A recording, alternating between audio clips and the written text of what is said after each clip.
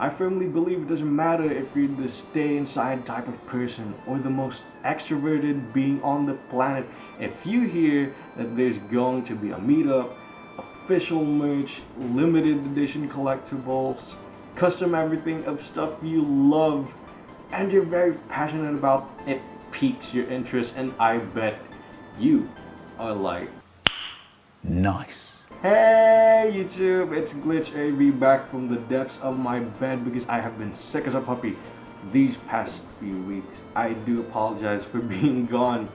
Also, while we're on this page, I would like to tell everyone that the semester has started and I'll be doing my best to keep my scholarship in college.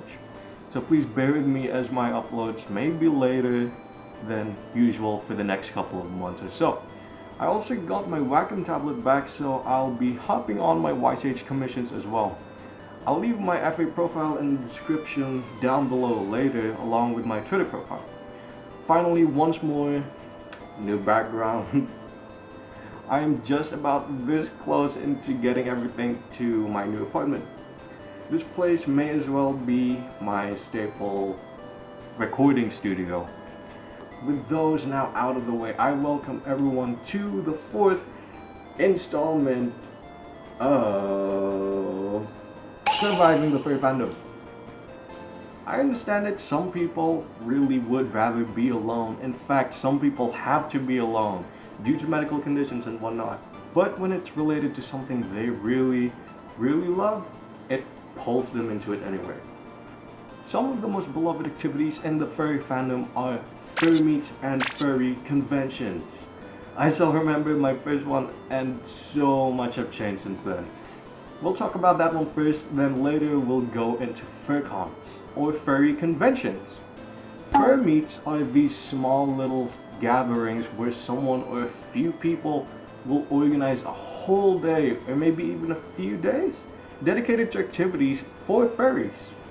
Most of the time it's not really that big, and by that I mean it's just a regular outing to a pool, or a special venue like a trampoline park, a dance tutorial meet, or maybe even just card meet.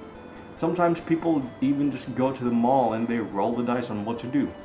They can also host a picnic or a cookout if the organizers are that good. Furmeets give you the chance to catch up with local furries, new and old. In these meets you can also get commissions if artists are going and are open. Or maybe get art trades or autographs, take photos with furries you've only known online, and a lot more. To meets I attend, we almost always have this attendance thing where everyone who's in the fur meet must draw their persona or OC. When it's done, the person in charge of the attendance will post it in public along with photos or videos of what happened. I can only explain it so much through your screen, and I'm telling you, it's better experience than just heard. Now let's move on to the big guns, Furry Conventions, or FurCon for short.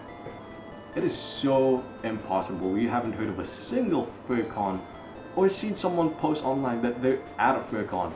I always look forward to these, whether locally it's the actual convention or other people getting hyped for FurCon. Now it's AnthroCon, it's going to be in a few days. Them getting hypes me up too.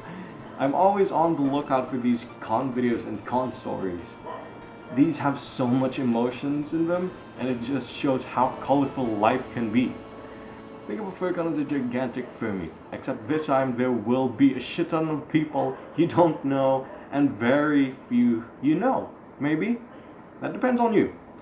This time there will be fursuiters. This time artists will go and are open for commissions. This time there will be food and drinks and maybe even booze, Fursuit makers, some sell fabrics in a FurCon. In fact, there's a whole section in these conventions dedicated to retailers. They can sell art supplies, cosplay equipment, gadgets even, and more.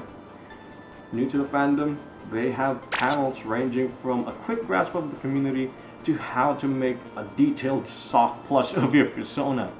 These will definitely take up your time and educate you, and you'll never know. That furry you idolize so much may as well be a speaker at the con. Fursuiters also have a room for resting when they're tired.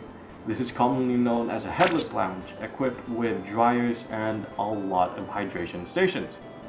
There's also a social game area where players may be drawn from the crowd to play against others, or people can volunteer. They play Simon Says or musical chairs, maybe even floor wars, fursuit games. It changes every few hours, so check it out if you want to get physical. Now this may not apply to all furry conventions, but a lot of them take up a whole weekend.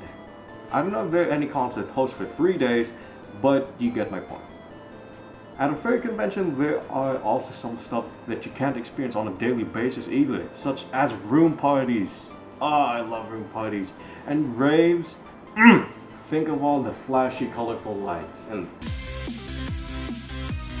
at a furcon, you'll see so much iconic furry everything.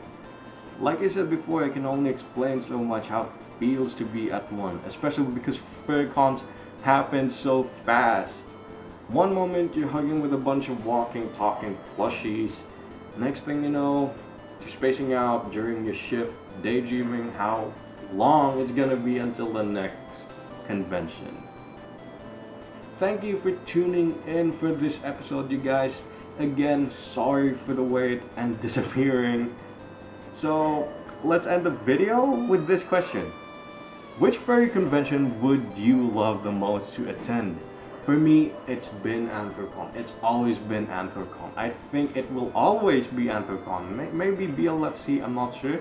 But Anthrocon will always be in my favorites.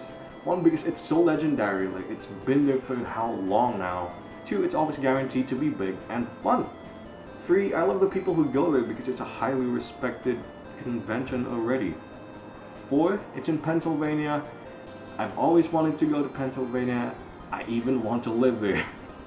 Media is left in the description down below. As always, you guys, peace.